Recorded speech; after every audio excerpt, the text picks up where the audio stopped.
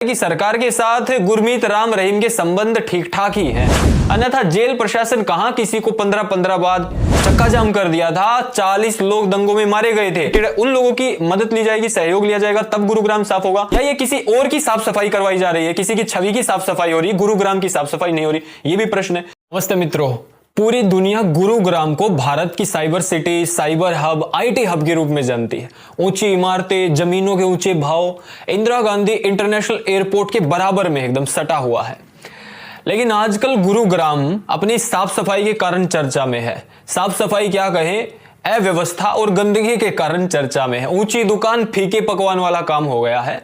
और एक विदेशी बहुत फेमस हो गया इस चक्कर में। एक सर्बिया का लड़का है, 32 साल का लड़का है, लेजर जांकोविक। वो गुरुग्राम की गलियों को साफ कर रहा है और खूब वायरल हो रहा है। देश और दुनिया में ये मैसेज जा रहा है कि जब भारत के गुरुग्राम का ये हाल है तो बाकी भारत का क्या हाल होगा। वैसे भी प्रधानमंत्री नरेंद्र मोदी जी ने स्वच्छ भारत अभियान चला रखा है, तो इसके कारण छवि और खराब हो रही है। तो इसीलिए अधिकारी सख्ते में आ गए, एक्टिव मोड में आ गए, अलर्ट मोड में आ गया पूरा प्रशासन। यहां तक कि गुरुग्राम जिस हरियाणा के अंदर पड़ता है, हरियाणा के सीएम नायब सिंह सैनी जी भी अलर्ट मोड में आ गए और उन्होंने 11 सितंबर को, अभी परसों ही, एक अभियान छेड़ दिया गुरुग्राम को साफ करने का। वैसे आपकी जानकारी के लिए बता दूं कि गुरुग्राम में हर वर्ष 350 करोड़ रुपए केवल साफ सफाई पर खर्च होते हैं, लेकिन फिर भी विदेशियों को उतरना पड़ रहा है। अस्तु ये यहां तक ठीक ठाक था कि भाई अलर्ट मोड पे आया प्रशासन, सीएम स्वयं आ गए साफ सफाई करने के लिए। लेकिन इसमें चौंकाने वाली बात यह थी कि 50,000 डेरा सच्चा सौदा के अनुयायी शामिल हो गए।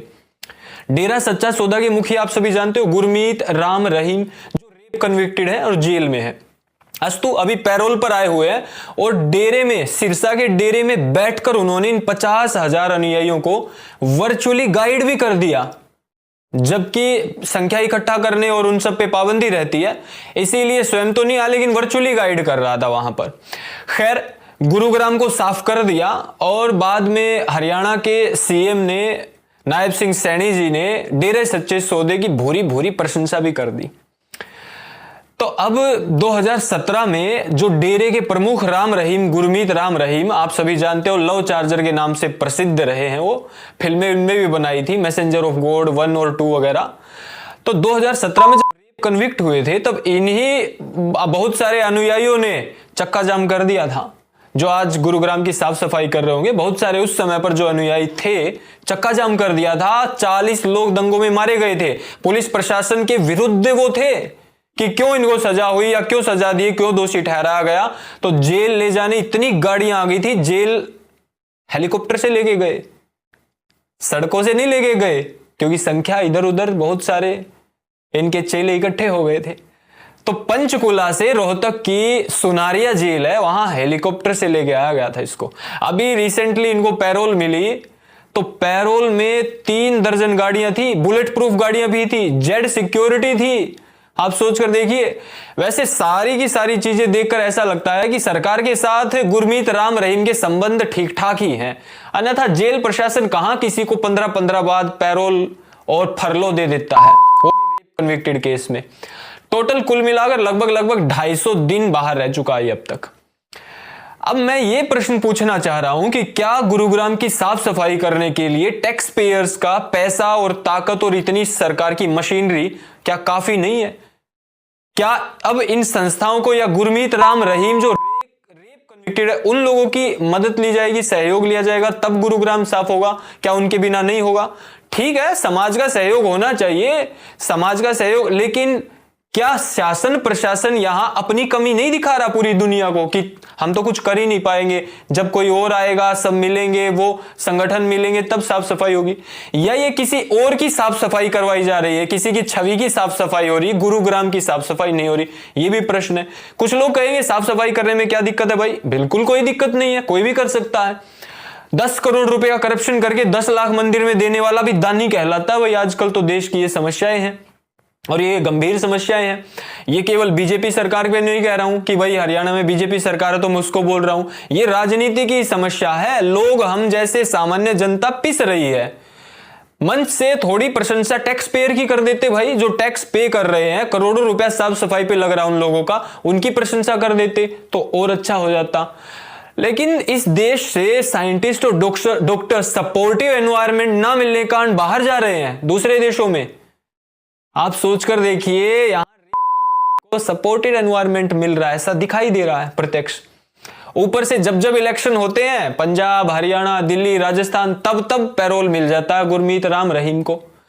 अब ये संयोग ही हो सकता है, मैं तो ये नहीं कहूंगा कि भाई ये वाले देते हैं या सरकार देती है, हो सकता है संयोग हो सकता है कुछ ना कुछ कहीं ना कहीं से दिखाई दे रहा है, कहीं तो मामला गड़बड़ है भाई। अब इसमें एक ही मैं बात कहना चाहूंगा कि जब सीएम किसी संस्था के साथ खड़ा होता है और वो संस्था गुरमीत राम रहीम की संस्था और वहां से वो मुखिया उन संस्था के रह चुके हैं और वही मुख्य गुरु हैं, तो ये ऐसा नहीं होगा कि संस्था की या उनकी छवि ठीक हो रही है। लोगों में तो यही मैसेज जाएगा ना कि बहुत अच्छी संस्था, बहुत अच्छे लोग हैं। ये हम युवाओं को क्या संदेश दे रहे हैं भाई? मुझे तो नहीं लग रहा कि ये संदेश धार्मिक रूप से ठीक है, ये प्रशासनिक रूप से, राजनीतिक रूप से कोई मास्टर स्ट्रोक है, ऐसा तो नहीं दिखाई दे रहा है। तो मैं इतना ही कहूंगा कि सीएम की छवि अच्छी है। हरियाणा का सीएम अभी नए नए बने हैं, नायब सिंह सैनी जी, तो उनको इन सब चीजों से शायद थोड़ा सा अपने आप को बचाकर रखना चाहिए और शासन प्रशासन और अधिकारियों को खींच के रखना चाहिए कि इतनी सारी मशीनरी, अमला ठमला और सारा धन संपत्ति सब कुछ है, करोड़ों रुपया खर्च हो रहा, तो इनकी व्यवस्था को बनाकर रखे। और जो जनसाधारण है, मैं गुरुग्राम के लोगों को या अन्य अपने स्थानीय लोग इकट्ठे हो, अपने संगठन बनाओ। बाहर से कोई संख्या बल आएंगे, हजारों लोग, वो आपके आंसू पोंछ के जाएंगे तो सौदा भी करेंगे। वैसे भी गुरमीत राम रहीम का जो सिरसा का डेरा है, वहां कहा जाता है डेरा सच्चा सौदा, वो तो है ही सौदा, बिजनेस, व्यापार। तो आप लोग अपनी छोटी छोटी टीम बनाइए, अपने अपने क्षेत्र की जिम्मेवारी लीजिए, रिस्पॉन्सिबिलिटी लीजिए, सरकार से जवाब मांगिए, टैक्स पेयर हैं आप, और अपने पेड़ लगाइए आसपास स्वयं इकट्ठे होके।